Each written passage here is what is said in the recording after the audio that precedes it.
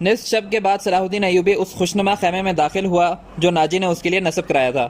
اندر اس نے قالین بچھا دیے تھے، پلنگ پر چیتے کی کھال کی مانند پلنگ پوش تھا، اور فانوس جو رکھوایا تھا اس کی ہلکی نیلی روشنی صحرا کی شفاف چاندنی کی مانند تھی، اور اندر کی فضا عطر بزیر تھی۔ خیمے کے اندر ریشمی پردے آویزاں تھے۔ ناجی صلاح الدین ایوبی کے ساتھ خیمے میں گیا اور پوچھا، اسے ذرا دیر کے لیے اندر بھیج دوں؟ اصل میں وعدہ خلافی سے بہت ڈرتا ہوں۔ بھیج دو، صلاح الدین ایوبی نے کہا، اور ناجی ہرن کی طرح چوکڑیاں بھرتا خیمے سے نکل گیا۔ تھوڑی ہی وقت گزرا ہوگا کہ صلاح الدین ایوبی کے محافظوں نے ایک رقاصہ کو اس کے خیمے کی طرف آتے دیکھا۔ خیمے کے ہر طرف مشعلیں روشن تھی۔ روشنی کا یہ انتظام علی بن سفیان نے کروایا تھا تاکہ رات کے وقت محافظ گرد و پیش کو اچھی طرح دیکھ سکے۔ رقاصہ قریب آئی تو انہوں نے اسے پہچان لیا۔ انہوں نے اسے رقص میں دیکھا تھا۔ یہ وہی لڑکی تھی جو ٹوکرے میں سے نکلی تھی، اور اس کا نام زکوئی تھا۔ وہ رقص کے لباس میں ابھی بھی ملبوس تھی، اور یہ لباس توبہ شکن تھا کہ اس میں وہ ابھی تک عریاں تھی۔ محافظوں کے کمانڈروں نے اسے روک لیا۔ زکوئی نے اسے بتایا کہ اسے امیر مصر صلاح الدین ایوبی نے بلایا ہے۔ کمانڈر نے اسے بتایا کہ یہ ان امیروں میں سے نہیں جو تم جیسی فاحشہ لڑکیوں کے ساتھ راتیں گزارتے ہیں۔ آپ ان سے پوچھ لیں، زکوئی نے کہا۔ میں بن بلائے آنے کی جرت نہیں کر سکتی۔ ان کا بلاوا تمہیں کس طرح ملا تھا؟ کمانڈر نے پوچھا۔ سالار ناجی نے کہا ہے کہ تمہیں امیر مصر بلاتے ہیں، زکوئی نے جواب دیا۔ آپ کہتے ہیں تو میں واپس چلی جاتی ہوں۔ امیر نے جواب طلبی کی تو خود ذمہ دار ہوں گے۔ کمانڈر تسلیم نہیں کر سکتا تھا کہ صلاح الدین ایوبی نے اپنی خوابگاہ میں ایک رقاصہ کو بلایا ہے۔ وہ ایوبی کے کردار سے واقف تھا۔ اس کے اس حکم سے بھی واقف تھا کہ ناشرے گانے والیوں سے تعلق رکھنے والے کو 100 درے لگائے جائیں گے۔ کمانڈر شش و پنج میں پڑ گیا۔ سوچ سوچ کر اس نے جرت کی اور صلاح الدین ایوبی کے خیمے میں چلا گیا۔ ایوبی اندر ٹہل رہا تھا۔ کمانڈر نے ڈرتے ڈرتے کہا کہ باہر ایک رقاصہ کھڑی ہے، کہتی ہے کہ حضور نے اسے بلایا ہے۔ صلاح الدین ایوبی نے کہا، ہاں، اسے اندر بھیج دو۔ کمانڈر باہر نکلا اور زکوئی کو اندر بھیج دیا۔ محافظوں کو توقع تھی کہ ان کا امیر اور سالار اعظم اس لڑکی کو باہر نکال دے گا۔ وہ سب ایوبی کی گرجدار آواز سننے کے لیے تیار ہو گئے، مگر انہیں ایسی کوئی آواز سنائی نہ دی۔ رات گزرتی جا رہی تھی۔ اندر سے دھیمی دھیمی باتوں کی آوازیں سنائی دینے لگی۔ محافظ دستے کا کمانڈر بے قراری کے عالم میں ادھر ادھر ٹہلنے لگا۔ ایک محافظ نے اسے کہا، کیا یہ حکم صرف ہمارے ہی لیے ہے کہ کسی فاحشہ کے ساتھ تعلق رکھنا جرم ہے؟ ہاں، اس نے جواب دیا، حکم تو صرف ماتحتوں کے لیے ہی ہوتا ہے، اور قانون وہ تو صرف رعایا کے لیے ہے۔ امیر مصر کو تو درے نہیں لگائے جا سکتے۔ بادشاہوں کا تو کوئی کردار ہی نہیں ہوتا، کمانڈر نے جل کر کہا۔ اور صلاح الدین ایوبی تو شراب بھی پیتا ہوگا، ہم پر جھوٹی پارسائی کا روب جمایا ہوا ہے۔ ان کی نگاہوں میں صلاح الدین ایوبی کا جو بت تھا وہ ٹوٹ پھوٹ گیا۔ اس بت میں سے ایک عربی شہزادہ نکلا جو عیاش اور بدکار تھا، پارسائی کے پردے میں گناہ کا مرتکب ہو رہا تھا۔ ناجی بہت خوش تھا۔ صلاح الدین ایوبی کی خوشنودی کے لیے اس نے شراب سونگھی بھی نہیں تھی۔ وہ اپنے خیمے میں بیٹھا مسرت سے جھوم رہا تھا، اور اس کے سامنے اس کا نائب سالار ادروش بیٹھا تھا۔ اس نے ناجی سے کہا، اسے گئے بہت وقت ہو گیا ہے، معلوم ہوتا ہے ہمارا تیر صلاح الدین ایوبی کے دل میں اتر گیا ہے۔ میرا تیر کب خطا گیا ہے؟ ناجی نے کہا لگا کر کہا، اگر یہ تیر خطا ہوتا تو فوراً ہمارے پاس لوٹ کر آ جاتا۔ تم ٹھیک کہتے ہو، ادروش نے کہا۔ زکوئی انسان کے روپ میں طلسم ہے، طلسم۔ معلوم ہوتا ہے کہ یہ لڑکی حشیشین کے ساتھ رہتی ہے، ورنہ صلاح الدین ایوبی جیسا بت تو کبھی بھی نہ توڑ سکتی۔ میں نے جو اسے سبق دیے تھے وہ حشیشین کے کبھی وہم و گمان میں بھی نہیں آئے ہوں گے، ناجی نے کہا۔ اب صلاح الدین ایوبی کے حلق میں شراب اتارنی رہ گئی ہے۔ ناجی کو باہر قدموں کی آہٹ سنائی دی۔ وہ دوڑ کر باہر گیا۔ وہ زکوئی نہیں تھی بلکہ کوئی سپاہی جا رہا تھا۔ ناجی نے دور سے صلاح الدین ایوبی کے خیمے کی طرف دیکھا۔ پردے گرے ہوئے تھے اور باہر محافظ کھڑے تھے۔ اس نے اندر جا کر ادروش سے کہا، اب میں یقین سے کہہ سکتا ہوں کہ میری زکوئی نے بت توڑ ڈالا ہے۔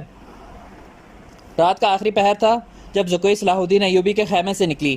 ناجی کے خیمے میں جانے کی بجائے وہ دوسری طرف چلی گئی۔ راستے میں ایک آدمی کھڑا تھا جس کا جسم سر سے پاؤں تک ایک ہی لبادے میں ڈھکا ہوا تھا۔ اس نے دھیمی سے آواز میں زکوئی کو پکارا۔ وہ آدمی کے پاس چلی گئی۔ وہ آدمی اسے ایک خیمے میں لے گیا۔ بہت دیر بعد وہاں اس خیمے سے نکلی اور ناجی کے خیمے کا رخ کر لیا۔ ناجی اس وقت تک جاگ رہا تھا اور کئی بار باہر نکل کر صلاح الدین ایوبی کے خیمے کو دیکھ چکا تھا کہ زکوئی نے صلاح الدین ایوبی کو پھانس لیا ہے اور اسے آسمان کی بلندیوں سے گھسیٹ کر ناجی کی ذہنیت کی پستیوں میں لے آئی ہے۔ ادروش، اس نے کہا، رات تو گزر گئی ہے، وہ ابھی تک نہیں آئی۔ وہ اب آئے گی بھی نہیں، ادروش نے کہا۔ امیر مصر اسے اپنے ساتھ لے جائے گا۔ ایسے ہیرے تو کوئی شہزادے واپس نہیں کرتے۔ تم نے اس پر بھی غور کیا ہے؟ نہیں، ناجی نے کہا، میں نے اپنی چال کا یہ پہلو تو سوچا ہی نہیں تھا۔ کیا یہ نہیں ہو سکتا کہ امیر مصر زکوئی کے ساتھ باقاعدہ شادی کر لے؟ ادروش نے کہا، اس صورت میں یہ خطرہ ہے کہ لڑکی ہمارے کام کی نہیں رہے گی۔ وہ ہوشیار ہے، ناجی نے کہا، مگر رقاصہ کا کیا بھروسہ؟ وہ رقاصہ کی بیٹی ہے اور تجربہ کار پیشہ ور ہے، دھوکہ دے سکتی ہے۔ وہ گہری سوچ میں کھویا ہوا تھا کہ زکوئی اس کے خیمے میں داخل ہوئی اور اس نے ہنس کر کہا، اپنے امیر کے جسم کا وزن کرواؤ اور لاؤ اتنا سونا۔ آپ نے میرا یہی انعام مقرر کیا تھا نا؟ پہلے بتاؤ ہوا کیا؟ ناجی نے بےتابی سے پوچھا۔ جو آپ چاہتے تھے، زکوئی نے جواب دیا۔ آپ کو یہ کس نے بتایا تھا کہ صلاح الدین ایوبی پتھر ہے، فولاد ہے؟ اور اس نے زمین پر پاؤں کا ٹھڈا مار کر کہا، وہ اس ریت سے زیادہ بے بس ہے جسے ہوا کے ہلکے ہلکے جھونکے اڑاتے پھرتے ہیں۔ تمہارے حسن کے جادو اور زبان کے طلیسم نے اسے ریت بنایا ہے، ادروش نے کہا، ورنہ یہ کمبخت چٹان تھا، چٹان۔ ہاں چٹان تھا، زکوئی نے کہا، اب تو ریتلا ٹیلا بھی نہیں۔ میرے متعلق کوئی بات ہوئی تھی؟ ناجی نے پوچھا۔ ہاں، زکوئی نے جواب دیا۔ پوچھتا تھا ناجی کیسا آدمی ہے؟ میں نے جواب دیا کہ مصر میں اگر آپ کسی پر اعتماد کرنا چاہتے ہیں تو وہ صرف ناجی ہے۔ اس نے پوچھا کہ تم کس طرح اسے جانتی ہو؟ میں نے کہا کہ میرے باپ کے گہرے دوست ہیں، ہمارے گھر گئے تھے اور میرے باپ سے کہتے تھے کہ میں صلاح الدین ایوبی کا غلام ہوں، مجھے سمندر میں کودنے کا حکم دے تو میں کود جاؤں گا۔ پھر اس نے مجھ سے پوچھا کہ تم باعصمت لڑکی ہو؟ میں نے کہا کہ میں آپ کی لونڈی ہوں، آپ کا ہر حکم سر آنکھوں پر۔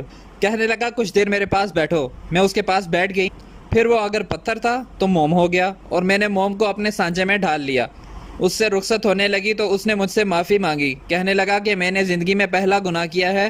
میں نے کہا یہ گناہ نہیں، آپ نے میرے ساتھ دھوکہ نہیں کیا، زبردستی نہیں کی، اور مجھے بادشاہوں کی طرح حکم دے کر نہیں بلایا۔ میں تو خود آئی تھی، پھر بھی آؤں گی۔ زکوئی نے ہر بات اس طرح کھل کر بتائی کہ جس طرح سے اس کا جسم عریاں تھا۔ ناجی نے جوش مسرت سے اسے اپنے بازوں میں لے لیا۔ ادروش زکوئی کو خراج تحسین اور ناجی کو مبارکباد پیش کر کے خیمے سے نکل گیا۔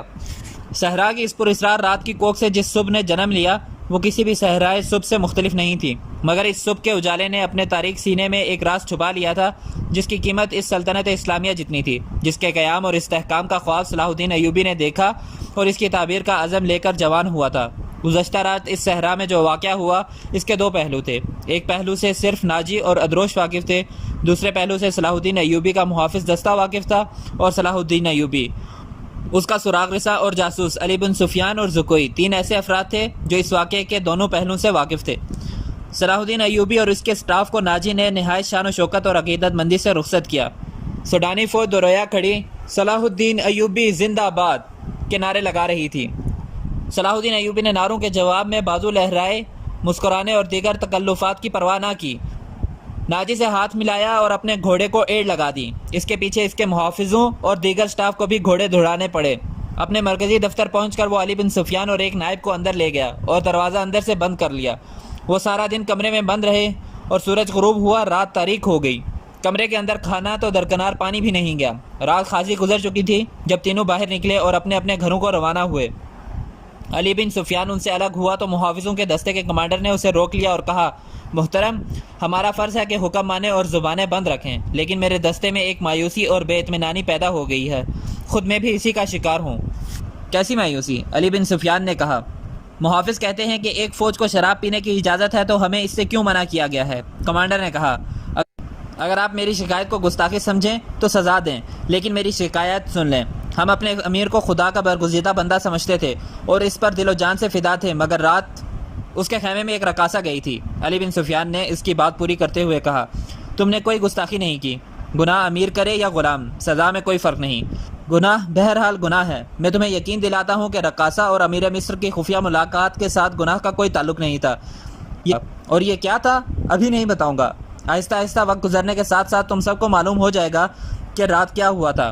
اس نے کمانڈر کے کندھے پر ہاتھ رکھ کر کہا، میری بات غور سے سنو عامر بن صالح، تم پرانے عسکری ہو، اچھی طرح جانتے ہو کہ فوج اور فوج کے سربراہوں کے کچھ راز ہوتے ہیں جن کی حفاظت ہم سب پر فرض ہے۔ رقاصہ کا امیر مصر کے خیمے میں جانا بھی ایک راز ہے، اسے اپنے جاں بازوں کو کسی شک میں پڑھنے نہ دو اور کسی سے ذکر تک نہ ہو کہ رات کیا ہوا تھا۔ علی بن سفیان کی قابلیت اور کارناموں سے یہ کمانڈر آگاہ تھا، مطمئن ہو گیا اور اس نے اپنے دستے کے شکوک رفع کر دیے۔ اگلے روز صلاح الدین ایوبی دوپہر کا کھانا کھا رہا تھا کہ اسے اطلاع دی گئی کہ ناجی ملنے آیا ہے۔ صلاح الدین ایوبی کھانے سے فارغ ہو کر ناجی سے ملا۔ ناجی کا چہرہ بتا رہا تھا کہ گھبرایا ہوا ہے اور غصے میں بھی ہے۔ اس نے ہکلانے کے لہجے میں کہا، قابل صد احترام امیر، کیا یہ حکم آپ نے جاری کیا ہے کہ سوڈانی محافظ فوج کی 50,000 نفری مصر کی اس فوج میں مدغم کر دی جائے جو حال ہی میں تیار ہوئی ہے؟ ہاں ناجی، صلاح الدین ایوبی نے تحمل سے جواب دیا۔